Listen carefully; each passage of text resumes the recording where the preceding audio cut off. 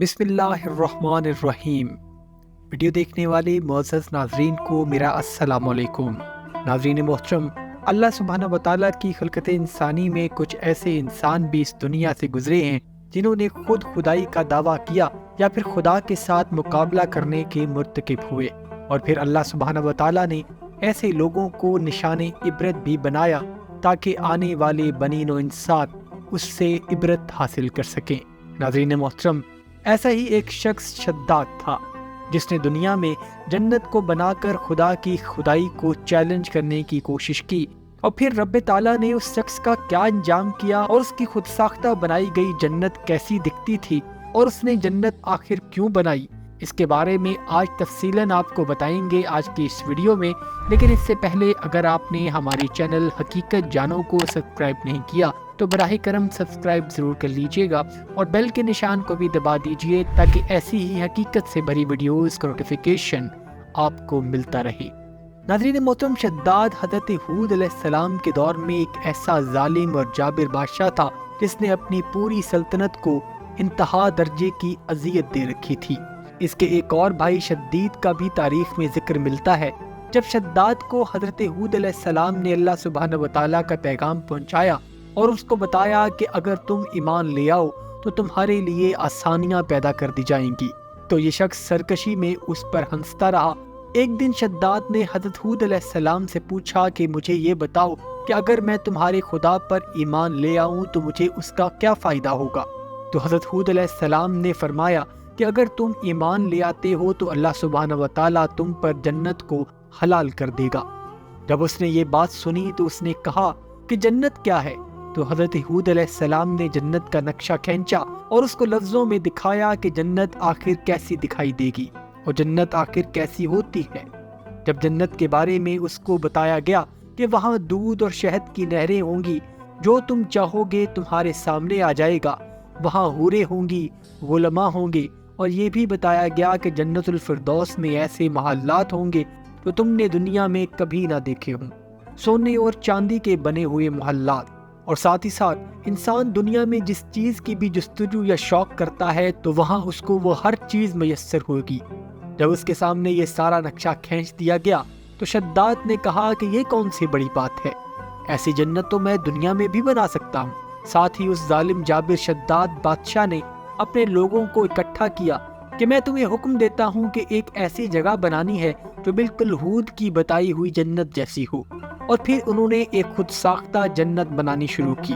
اس کے لوگوں نے ایک بہت بڑے وسیع و عریض میدان میں فصیل در فصیل چاروں اطراف سے گھیر کر ایک جنت قائم کرنا شروع کر دی۔ اس کو ارم کا مقام کہا جاتا ہے اور اسی لیے اس کو تاریخ میں ایڈن آف ارم بھی کہا جاتا ہے۔ اب ارم کے میدان میں ان لوگوں نے جب جنت بنانی شروع کی تو اس کے اندر وہ سب کچھ بنا دیا جو حضرت ہود علیہ السلام نے اس کو جنت کے بارے میں بتایا تھا، یعنی دودھ کی نہریں نکال دی گئیں، سونے اور چاندی کے محلات تعمیر کر دیے گئے۔ اس کے ساتھ ساتھ قوم عاد کے لوگوں کے پاس اللہ سبحانہ وتعالیٰ کی طرف سے دیا گیا ایک ہنر یہ بھی تھا کہ یہ لوگ بڑے بڑے ستون اور مینار کھڑے کر کے ان پر تعمیرات کیا کرتے تھے۔ تو انہوں نے ریت کے ٹیلوں پر بڑے بڑے ستون کھڑے کر کے ان پر عمارتیں بنانا شروع کر دی جو دراصل محلات تھے۔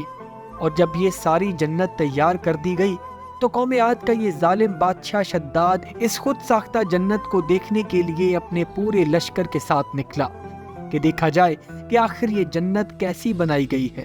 جب وہ اس مقام پر پہنچا اور اپنے گھوڑے سے نیچے اترنے لگا اور اس کا ایک پاؤں گھوڑے کی نکب پر اور دوسرا پاؤں زمین پر تھا کہ حضرت عزرائیل علیہ السلام آن پہنچے۔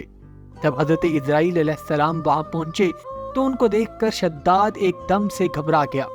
اب موت کے وقت انسان کافر ہو، مومن ہو یا ملحد ہو، اس کو اللہ یہ ظاہر کر دیتا ہے کہ یہ جو سامنے آن پہنچا ہے یہ کون ہے۔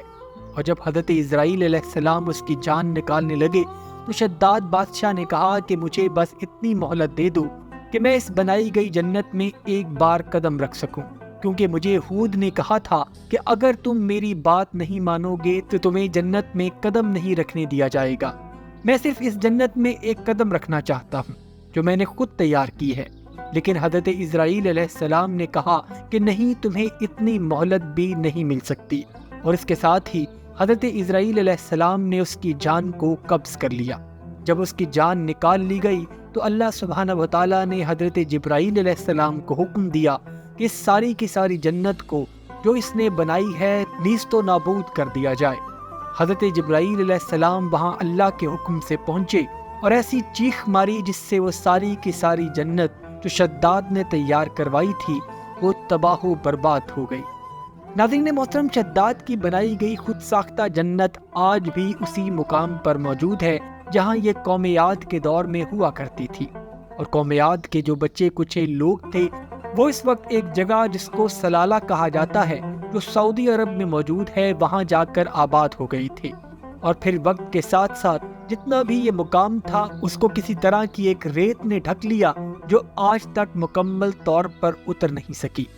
ایک جرمن سپاہی نے 19ویں صدی کے اندر اس جگہ کو دریافت کیا۔ وہاں اس نے ایک ایسا محل زیر زمین دریافت کیا جس کے بارے میں اس نے آرکیالوجسٹ کو بتایا کہ اس طرح کا محل فلاں جگہ پر موجود تھا۔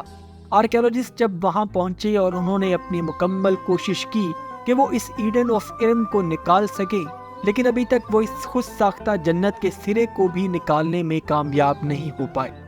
اور اس جگہ پر ایک بہت بڑا پتھر بھی ہے جو آج بھی اس جگہ کی طرف ڈھلک رہا ہے، یعنی آج بھی یہ جگہ غرق ہو رہی ہے۔ تو آپ اس بات سے اندازہ لگا سکتے ہیں کہ اللہ سبحانہ و تعالیٰ نے شداد کی سرکشی اور خود کو اللہ کا شریک ٹھہرانے کی کتنی بڑی سزا دی، جس کو اللہ سبحانہ و تعالیٰ کبھی معاف نہیں کر سکتا تھا، اور جس پر اللہ سبحانہ و تعالیٰ نے حضرت محمد صلی اللہ علیہ وآلہ وسلم کی شفاعت کو بھی قبول نہیں کیا، اور جس پر اللہ سبحانہ و تعالیٰ نے یہ بیان فرما دیا ہے کہ اللہ کے ساتھ شریک ٹھہرانے والے کو حضرت محمد صلی اللہ علیہ وآلہ وسلم کی شفاعت بھی نصیب نہیں ہوگی۔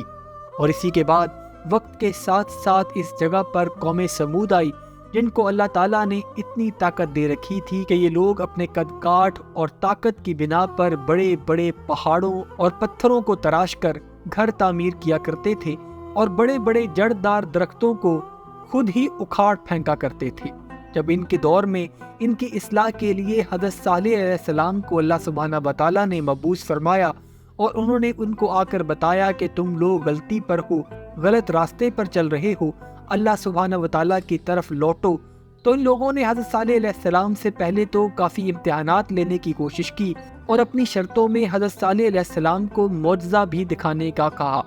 تو اللہ سبحانہ و تعالیٰ کے حکم سے پہاڑ میں سے ایک اونٹنی اور اس کا بچہ ظاہر ہوا، اور پہاڑ میں سے اونٹنی اور اس کا بچہ نکلنے کے باوجود یہ لوگ حضرت صالح علیہ السلام پر ایمان نہیں لائے اور سرکشی پر اتر آئے، اور انہوں نے اس اونٹنی کو ذبح کر ڈالا، اور وہ اس بچے کو بھی ذبح کرنا چاہتے تھے، لیکن وہ اونٹنی کا بچہ بھاگتا ہوا پہاڑ کے اندر غائب ہو گیا۔ تو پھر اللہ سبحانہ و تعالیٰ نے ان کی سرکشی کو دیکھتے ہوئے ان پر 7 دن اور 7 رات تک آندھی اور طوفان کا عذاب مسلط کر دیا، جس نے اس پوری قوم کو غرق کر ڈالا۔ ناظرین محترم، اللہ سبحانہ و تعالیٰ کی ذات پاک ہر قوم کو موقع دیتی ہے کہ وہ اپنے آپ کو بہتر کرے، لیکن جو قومیں اپنی اصلاح نہیں کرتی ان کا بھیانک انجام اللہ سبحانہ و تعالیٰ کی طرف سے طے ہوتا ہے۔ امید ہے ناظرین آج کی ویڈیو آپ کو پسند آئی ہوگی۔ اگر ویڈیو پسند آئی ہے تو ویڈیو کو لائک، شیئر اور کمنٹ سیکشن میں اپنی رائے کا اظہار ضرور کر دیجیے گا، اور جاتے جاتے چینل کو سبسکرائب کر کے ہماری حوصلہ افزائی بھی کر دیجیے۔ اپنا اور اپنے گھر والوں کا بہت سا خیال رکھیے گا۔ وما علینا الا البلاغ المبین۔